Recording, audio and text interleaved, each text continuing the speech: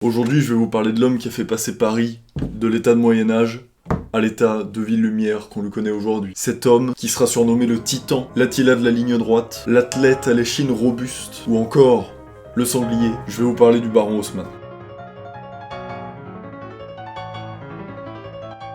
Bon, à la base, l'idée de cette vidéo, c'était d'opposer deux personnages qui ont eu, disons, des projets similaires, qui étaient le baron Haussmann et le Corbusier. Mais, m'intéressant à la vie du baron Haussmann, je me suis rendu compte que ça allait être trop passionnant pour n'en faire que la moitié de l'épisode. Il fallait faire l'épisode Haussmann et, la semaine prochaine, l'épisode Le Corbusier. Parce que c'est pareil, le Corbusier est un personnage fascinant, j'ai découvert des trucs super sur lui, mais aujourd'hui, c'est Haussmann. Alors j'ai dit en introduction qu'il avait fait passer Paris d'un état moyenâgeux à la ville-lumière.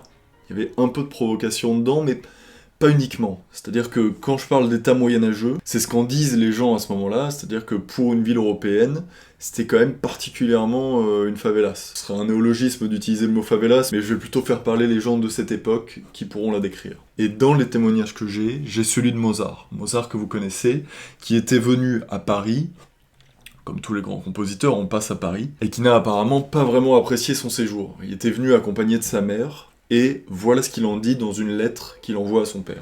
Voilà, ça c'est un extrait de la lettre de Mozart. « C'est chaque fois trop loin, ou trop boueux, car, à Paris, c'est une merde indescriptible. » Bon, ça ce sont ses mots, ça n'engage que lui, je ne suis pas aussi grossier que Mozart. Et il faut dire qu'en plus de ça, sa mère, qui l'avait gentiment accompagné, tombe malade. Et en voici l'explication, vous allez comprendre le niveau du système immunitaire des Parisiens de cette époque-là. Apparemment, c'était une chose courante de tomber malade quand on arrivait à Paris, et quand on venait de campagne ou de petites villes propres. Les Parisiens, en ces années-là, mangeaient et buvaient leurs excréments charriés par les ruisseaux. Ceux qui ne mouraient pas en bas âge étaient immunisés. Donc ça c'est pour que vous ayez un petit peu une idée du Paris d'avant. Alors là, Mozart c'est 18e, et ce même siècle, Voltaire disait ceci de Paris. On peut, en moins de 10 ans, faire de Paris la merveille du monde. Fasse le ciel qu'il se trouve quelque homme assez zélé pour embrasser de tels projets, d'une âme assez ferme pour le suivre, d'un esprit assez éclairé pour les rédiger, et qu'il soit assez accrédité pour les faire réussir. Vous commencez à le sentir venir, hein, cet homme de la situation qui va sauver Paris de sa condition de bidonville quelque part. Donc ça c'est en 1739. Plus tard, on a Napoléon, qui arrive et qui fait un petit peu le même genre de constat. Il faut aussi comprendre que déjà Voltaire le voyait en 39, mais il y a eu entre-temps, avant Napoléon, la Révolution, ce qui a partiellement détruit la ville. Il y a énormément de ruines d'églises, il y a beaucoup de propriétés sur lesquelles il y a marqué bien national à vendre, enfin, on imagine que c'est pas ce qu'il y a de plus entretenu. Et Napoléon va dire ceci, avec de très beaux mots. Attendez une seconde, parce que je ne peux pas citer Napoléon ainsi. Bon, il sera présent le reste de la vidéo, parce que c'est un petit peu lui, le fantôme, l'homme qui a donné la volonté de cette vidéo et de Paris, quelque part. Vous saviez qu'il était disponible sur le site ? Il est disponible, les doreurs ont fait leur travail, c'est... Oh, quel sublime travail. Mais donc, j'en étais au dire de Napoléon face à l'île de la Cité. L'île de la Cité, c'est ce qu'il y a actuellement dans le centre de Paris, magnifique, il y a Notre-Dame, il y a la Sainte-Chapelle, très beau. Voilà ce qu'il va dire. C'est une vaste ruine, qui n'est plus bonne qu'à loger les rats de l'ancienne Lutèce. Et donc Napoléon veut en faire un parc orné, bien évidemment, de Notre-Dame et de la Sainte-Chapelle. Mais sinon, raser le reste. Et ça, c'est ce que fera le baron Haussmann 50 ans plus tard. En rajoutant quelques bâtiments gris qu'on connaît, qu'il y a sur l'île, le palais de justice. Mais sinon, il va raser le reste qui était insalubre. C'est aussi ça que j'ai trouvé passionnant en faisant mes recherches de cette vidéo, c'est qu'on n'imagine pas du tout à quel point Paris était différent d'aujourd'hui. Et là, Napoléon parle de l'île de la Cité, mais il avait la volonté, il l'a dit, de mettre Paris à la tête du monde. C'est juste que son plan était en deux temps. D'abord, il envahit le monde, et ensuite, il met Paris à sa tête. Bon, vous allez me dire, c'est ambitieux. Il a eu les ennuis qu'on lui connaît, il n'a pas pu aller jusqu'à conquérir le monde, même s'il n'était pas loin. Après sa chute, il y a une restauration de la monarchie, il y a une autre révolution, tout ça au 19e siècle, on continue un peu de monarchie, un peu de... Et là, la République arrive, ce qui permet à son neveu, Napoléon III, d'arriver au pouvoir. Et Napoléon III va nous faire un coup d'État et lancer ce qu'on appelle le Second Empire. Donc il continue l'idée de la France comme un empire. Bon, l'empire est rétabli très bien, mais Paris est toujours à l'échelle du Moyen-Âge. Paris, c'est toujours boueux, voilà. Si Mozart revient, il va revenir et dire « bon, c'est une merde indescriptible ». Et c'est là que notre homme rentre en jeu. En Alsace, pousse un homme. Un homme qui avoisine les 2 mètres. et qui est bonapartiste. Alors, il l'est pas depuis le début, mais il a toutes les raisons d'y être, c'est juste que, voilà, un peu d'opportunisme, ça c'est un autre point commun qu'il y aura entre nos deux personnages, Le Corbusier et Haussmann. Et donc, rentre en scène un autre personnage politique important du Second Empire, c'est Persigny. Et Persigny va vendre Haussmann, en quelque sorte, à Napoléon III. Alors, Haussmann, il débute pas dans la politique. Il a déjà eu une carrière, il est resté longtemps à Bordeaux, dans l'Yonne et dans le Var aussi. Pas loin de chez nous. Il avait même pour idée d'ériger Cannes comme la Nice française. Puisqu'à ce moment-là, Nice, là où on se trouve, était encore une ville italienne. Et c'est justement Napoléon III qui va la récupérer. Mais voilà, Haussmann a déjà une bonne carrière. Et Persigny, c'est là que c'est extraordinaire, ne va pas seulement vanter son caractère autoritaire ou des éléments intellectuels, psychologiques de sa personne, mais également son physique. Et c'est ça que j'ai trouvé vraiment génial autour d'Haussmann. C'est qu'à chaque fois qu'on parle de lui, on peut pas s'empêcher de le décrire physiquement. Tellement c'est un monstre, tellement c'est Attila. Et donc Persigny va dire à Napoléon, voilà, cet homme est fort, fin, énergique, vigoureux, cet animal de race féline, et alors là il va partir sur une métaphore sur les animaux, en disant cet animal de race féline à grande taille sera triomphé des renards et des loups qui en veulent aux aspirations généreuses de l'Empire. C'est bien la seule que je connais par cœur, celle-ci. Et déjà, en tombant sur ça, je me suis dit, c'est super. Déjà, ils font des métaphores sur les animaux, comme si c'était des renards et des loups qui en voulaient à l'Empire, tout ça, c'est bien écrit, c'est fin. Et en fait, pour Haussmann, je n'étais pas au bout de mes surprises. Il y a des descriptions physiques exceptionnelles qui se font sur Haussmann. Quand je disais le sanglier en introduction, ce n'est pas de moi, le sanglier. Ça qui est super. Mais on y reviendra plus tard, je continue. Tout le monde se rend compte que Paris, c'est une tannée. Pour se déplacer, c'est un enfer, ça prend une demi-journée pour faire 3 stations de métro. J'exagère un petit peu, voilà, pour le traverser, c'est compliqué. Quand je parle de station de métro, c'est une échelle, hein. C'est pas, il n'y avait pas le métro. Et il y a déjà un homme qui se présente, qui est le prédécesseur d'Haussmann, parce que oui, en fait, Haussmann, quand il va monter pour le Troisième Empire, il va devenir préfet de la Seine.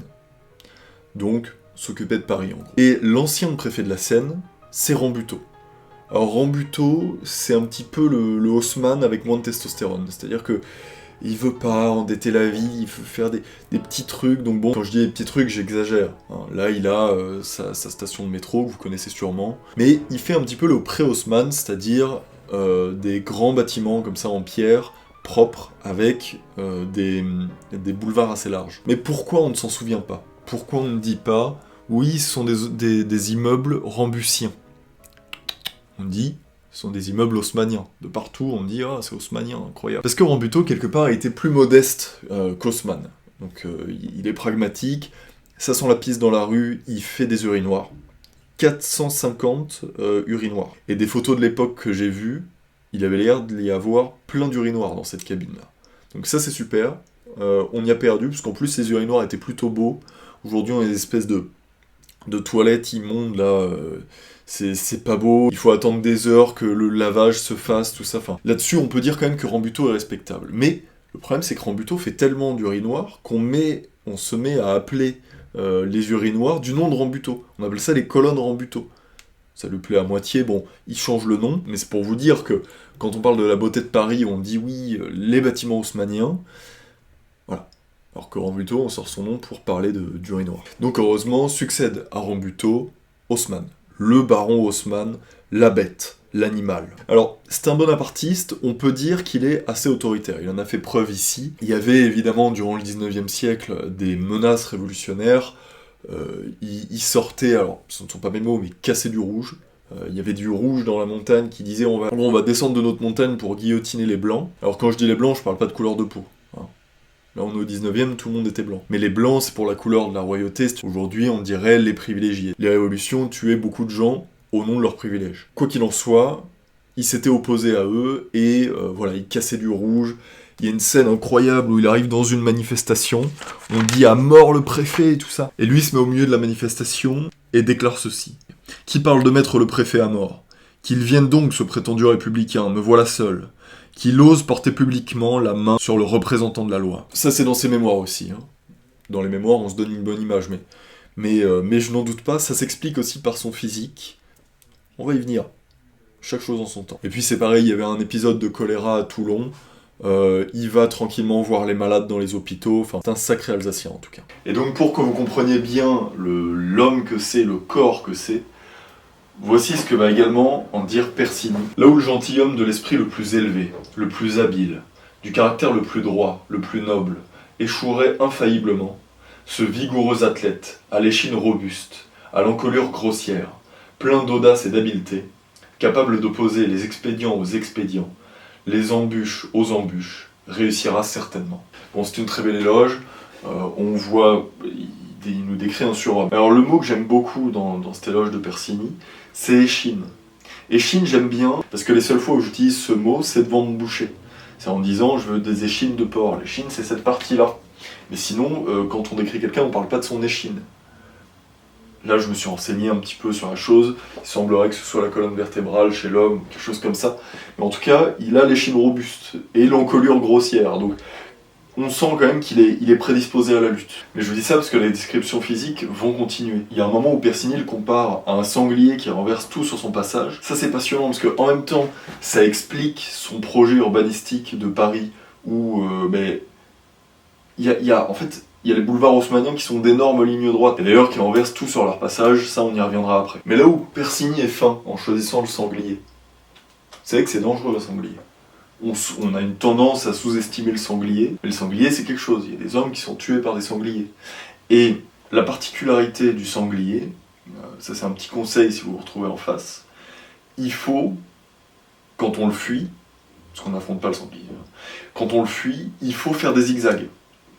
Il faut faire des zigzags parce que le sanglier est très bon, mais en ligne droite, essentiellement. C'est là où c'est super.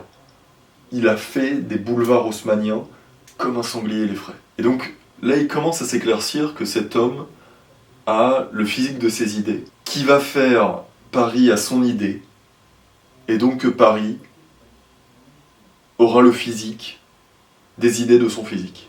Et ce parallèle, il est pas de moi. Il est d'un article du Figaro de cette époque. Vous verrez que c'est quand même un autre niveau de langage que celui qu'on pratique aujourd'hui. Et en fait, le Figaro va faire le lien physique de ses idées, Paris à son idée. Voici le portrait de l'homme physique, qui est comme le résumé, le symbole, le plan géométrique de l'homme intérieur. Donc là, l'homme physique est le symbole de l'homme intérieur. Haussmann est très grand, le plus grand des fonctionnaires connus. Il avoisine les 2 mètres, il a 1,95. Mais comme la plupart des constructions qu'il a inspirées, il brille par la dimension bien plus que par la grâce et l'harmonie. Donc là c'est super. Alors il parle des bâtiments haussmanniens. Aujourd'hui ça nous semble magnifique. À cette époque-là, ça ne faisait pas non plus l'unanimité. Et dit de dire que comme lui, les bâtiments brillent par leur dimension et pas par leur grâce et leur harmonie, bon, je trouve ça super. Et là ça continue plus belle. Ce n'est pas Apollon, c'est le Titan. Il a les épaules larges, un peu abaissées, comme si elles portaient beaucoup de choses et beaucoup de gens. Il a les jambes robustes, des pieds et des mains d'assez forte dimension. C'est un homme solide qui ne lâche pas aisément ce qu'il tient et que l'on déracinerait moins facilement que les arbres plantés par son ordre. Bon là ça continue, c'est pas le marché aux bêtes, c'est d'un homme politique dont on parle, mais c'est quelque chose par exemple qui marcherait beaucoup moins aujourd'hui. Voilà. Je dis, c'est un homme fin, au physique porcin et au regard bovin. Enfin voilà, je vais pas vous continuer la description, mais vous pouvez imaginer ce que ça donnerait aujourd'hui. Mais donc voilà, c'est ce que je trouvais passionnant à propos de l'architecture haussmannienne, mais même à propos de l'architecture d'une manière générale, c'est de quoi cette œuvre est l'expression. Quelle est cette force, en dehors même de la force physique des ouvriers, quelle est cette force qui modèle la matière pour que ça donne une certaine œuvre. Là, dans ce cas-là, l'incroyable œuvre haussmannienne. En gros, quel est l'esprit, quel est l'immatériel derrière ce qu'on voit physiquement. Et donc, je crois que j'ai trouvé ma réponse. C'est un mélange entre la personne individuellement qu'est Haussmann, qu'est le baron Haussmann, et puis ce qu'on appelle l'ère du temps, enfin disons l'espace-temps. C'est-à-dire telle époque qui a ses nécessités et tel territoire qui a ses nécessités également. Là, on a vu transparaître le caractère autoritaire d'Haussmann. Ça peut se voir par exemple dans ce qu'on appelle les boulevards haussmanniens, qui sont des boulevards tirés à la règle, et évidemment sur lesquels il y avait jadis des maisons. Des maisons plus ou moins populaires, mais en tout cas plus que les bâtiments bourgeois qu'il a fait. Et ça, c'est un des reproches qu'on fait à Haussmann, c'est un reproche du point de vue social. C'est-à-dire qu'il a embourgeoisé la capitale et il a chassé les pauvres à l'extérieur de la ville. Il y avait une telle insalubrité dans Paris que, pour lui en tout cas, il se justifiait de faire ces boulevards haussmanniens.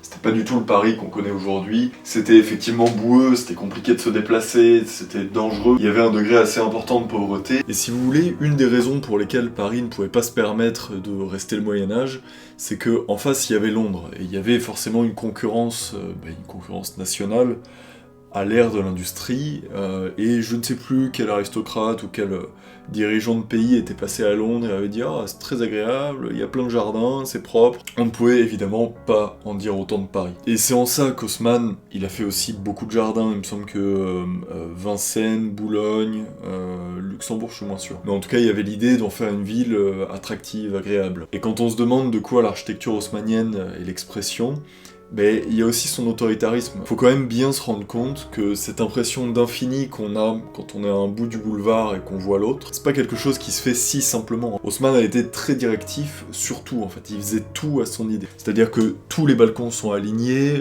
on lui reproche le fait que ce soit monotone, mais c'est justement pour faire cette impression d'infini. Et d'ailleurs, c'est aussi ce qui fait la beauté de Paris aujourd'hui. Et il met au bout de chaque boulevard, quasiment, un monument. Chose. Alors, le plus impressionnant, c'est celui de l'Opéra, déjà, parce que l'Opéra Garnier est magnifique, et c'est parce qu'il est comme ça, devant ce boulevard parfaitement préservé. Mais ça va aller jusque dans les moindres détails, c'est-à-dire qu'il voit les pavés qu'il y a au sol, alors il les voit d'une certaine pierre, d'une certaine matière, et il va aller jusqu'à ferrer les chevaux. Alors pas lui-même évidemment, il dirige tout ça, hein. Même l'architecture c'est pas vraiment lui, c'est celui qui dirige, mais oui, il va aller jusqu'à ferrer les chevaux avec du cuir ou du caoutchouc, histoire que les chevaux puissent aller dessus sans problème. Et va avec le pouvoir industriel, la classe qui lui est corrélée, qui est la bourgeoisie. Et ça c'est pareil, c'est quelque chose de très important dans l'expression architecturale d'Haussmann, c'est que ça fait de Paris une ville bourgeoise. Chose qu'on ressent jusqu'à aujourd'hui et qui peut se comparer. Par exemple, quand on va à Marseille, la plupart de l'architecture marseillaise est une architecture populaire. Et je parle pas de l'architecture des années 60-70 des tours, mais je parle même avant. C'est une architecture qui est plus modeste et qui est le reflet en fait de cet amas de villages qu'est Marseille. Bon, et bien Paris était également une ville modeste avant, et c'est Haussmann qui l'a embourgeoisée. Et la bourgeoisie, à ce moment-là, elle succède à l'aristocratie, et c'est assez intéressant de voir qu'ils en reprennent les codes. Par exemple, les bâtiments haussmanniens, plutôt les appartements haussmanniens, l'intérieur, est organisé de telle manière à ce que ça reproduise les alignements de pièces de châteaux.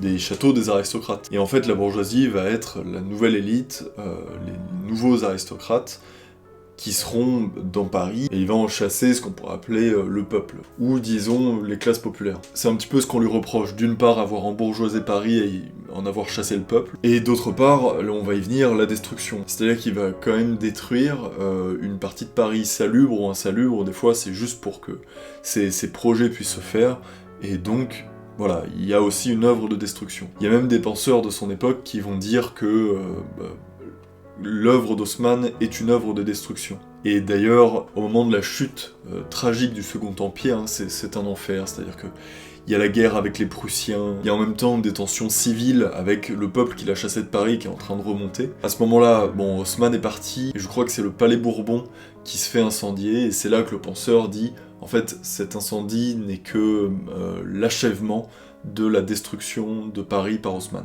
Et c'est Ludovic Halévy qui va nous dire ceci. « Nous voici devant l'hôtel de ville. Quelle effrayante et admirable ruine. On ne devrait pas toucher à ces murs déchiquetés et calcinés par l'incendie.